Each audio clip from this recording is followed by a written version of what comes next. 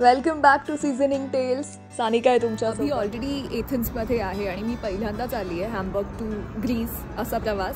आणि ॲक्च्युली खूप एन्झायटी आहे कारण it's quite tricky when you don't know the language. एअरपोर्टपर्यंत जाताना कॅब केली आणि मला या गोष्टीची खूप गंमत वाटते की इथे टॅक्सीवाले सुद्धा BMW आणि मर्सिडीज चालवतात. म्हणजे साध्या कुठल्या गाड्या नाहीच आहे त्यांच्याकडे. त्या दिवशी नेमका पब्लिक ट्रान्सपोर्टवाल्यांचा संप होता, स्ट्राईक होता, म्हणून कॅबनं गेले. नाहीतर इथला पब्लिक ट्रान्सपोर्ट किती कमाल आहे यावरती मी एक वेगळा व्हिडिओ केलेला आहे. आणि इथे तुम्ही कुठली गाडी वापरता यावरती तुमचा सोशल स्टेटस वगैरे ठरत नाही. उलट तुम्ही किती responsible ways of travel choose करता यावरून तुम्ही किती सेन्सिबल माणूस आहात हे कळतं. असो, कॅब मिळाली आणि एअरपोर्टला पोहोचले. आणि तो दिवस आठवला जेव्हा मी जर्मनीमध्ये पहिल्यांदा आले होते.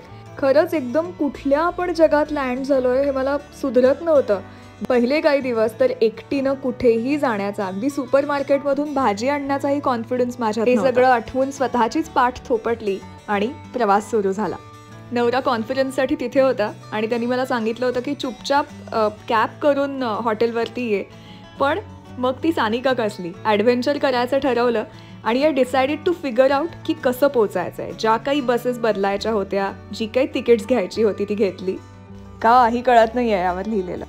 पहिल्याच दिवशी रात्रीचे 12 वाजता ग्रीसमध्ये हॉटेल शोधतीये पब्लिक ट्रान्सपोर्टनंच कम्यूट करून. धमाल आहे, ॲडव्हेंचर आहे. भाषा नवीन, वेगळं जग, ते स्वतः एक्सप्लोअर करण्यात वेगळी मजा असते. आपल्याकडे पूर्वी म्हणलं जायचं की 12 गावचं पाणी प्यायलेला माणूस म्हणजे अनुभवी. हे खरं आहे. तुम्ही जितकं जग पाहता फिरता तेवढा तुम्हाला अनुभव येतो, तेवढे तुम्ही ग्रूम होता आणि तुमच्यातलाच कॉन्फिडन्स खूप वाढत जातो. त्या दिवशी सुखरूप पोचले. नवऱ्याला जाम अभिमान वाटला की वा, काय आपली बायको शिकली आहे आणि प्रगती केली आहे. त्यामुळे दुसऱ्या दिवशीच्या ब्रेकफास्ट डेटनं आमच्या वेकेशनची सुरुवात झाली. कुठेही फिरायला जाणं हे जितकं सोपं दिसतं तितकं ते अजिबात नसतं. यामध्ये खूप जास्ती प्लॅनिंग इन्व्हॉल्व्ड असतं. 4 दिवसाच्या ट्रिपलाही प्लॅनिंग महिनाभराचं लागतं. It is just like taking one step at a time. अनेक छोट्या छोट्या गोष्टी प्लॅन कराव्या लागतात. अगदी कुठे फिरायला जायचं पासून अकॉमोडेशन्स, तिथलं ट्रान्सपोर्टेशन, ॲक्टिव्हिटीज, यानंतर बेस्ट डील्स कुठे आहेत, मग प्राइजेस कम्पेअर करणं, या सगळ्या गोष्टी फायनलाइज कराव्या लागतात. यानंतर डिटेल्ड आयटिनरी प्लॅन करणं, ट्रॅव्हल टाईम कुठे जाण्यासाठीचा किती आहे, थोडासा आराम, रेस्ट रिक्वायर्ड असते तर असे ब्रेक, कुठेतरी उशीर होऊ शकतो, अनएक्सपेक्टेड डिलेज असू शकतात, या सगळ्याचा विचार करणं. यानंतर जिथे चाललोय तिथल्या वेदर कंडिशन्स, तिथल्या गर्दी असणाऱ्या ज्या हायलाइट्स आहेत त्याचं काही प्रायर बुकिंग करावं लागतं का, आधी तिथे कोणी फिरायला गेलंय का, त्यांच्याकडून माहिती घेणं. अशा n number of things you need to plan to have a great vacation. पण अर्थात जेव्हा तुम्ही त्या डेस्टिनेशनला पोचता तिथला असा एखादा व्ह्यू आपल्याला बघायला मिळतो जो आपल्याला हेच सांगतो की इट्स वर्थ इट. ह्या सगळ्या केलेल्या कष्टांचं, प्लॅनिंगचं चीज होतं जेव्हा असं काहीतरी पाहायला मिळतं. एथेन्स आणि सॅन्टोरिनी अशी टोटल आमची 3 दिवसांची ट्रिप होती. So we are staying at this beautiful property, Acropolis Select, and as committed, we get this view worth to die for, as they have committed. So it's beautiful and jaw-dropping.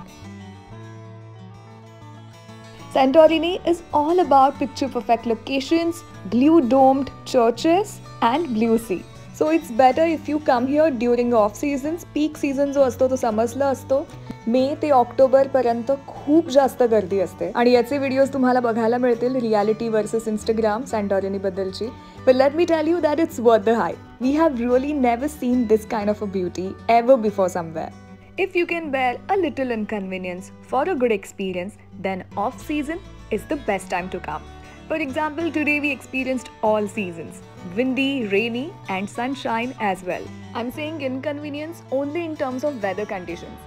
कारण off सीझन्समध्ये you get such beautiful properties at unbelievable rates. तो manage केलं थोडंसं हवा पाणी तर budget friendly trip plan होऊ शकते to Santorini. Remember, your vacation hardly goes as plan and that's where the learning is. Embrace whatever comes your way. सॅन्टोरिनीला तुम्ही येत असाल तर make sure you are carrying licence. इथे 4 wheeler किंवा 2 wheeler शिवाय पर्याय नाही. Public transport sucks. So better if you hire bike or a car and travel on your own. आम्ही सुद्धा म्हणूनच गाडी हायर केली. सॅन्टोरिनीचे रस्ते अगदी नॅरो आहेत, गल्लीबोळातून गाडी चालवावी लागते, त्यामुळे छोट्याच गाड्या इथे रेंटल्सवरती मिळतात. 45 युरोज पर डे अशी आम्हाला तरी कॉस्ट मिळालेली होती. सॅन्टोरिनीचं हे लोकेशन म्हणजे 800 खिडक्या 900 दार, कुण्या वाटेन बागेली तिनार. ग्रीसमधली मांजरं पण आपल्यासारखीच आहे. अजिबात भाव दिला नाही आहे त्याने. मी माझ्या प्रत्येक प्रवासाकडे व्हॅल्यू ॲडिशन सारखं बघते. एथन्सच्या फ्लाईटमध्ये कॉकपिट पाहायला मिळालं आणि ऑन एअर रेडिओच्या स्टुडिओची आठवण झाली. अशीच खूप चमकणारी बटणं असतात जी आपल्याला हवेत घेऊन जातात. ग्रीसमधली माणसं खूप ग्रेशियस आहेत. They are very kind. याचं कारण म्हणजे ग्रीस इज मेडिटेरेनियन कंट्री. जर्मनीमध्ये राहून वी हॅव एक्सपिरियन्स दिस की आपला मूड हा आपल्याला मिळणाऱ्या अमाऊंट ऑफ सनशाईनवरती, सनलाईटवरती अवलंबून असतो.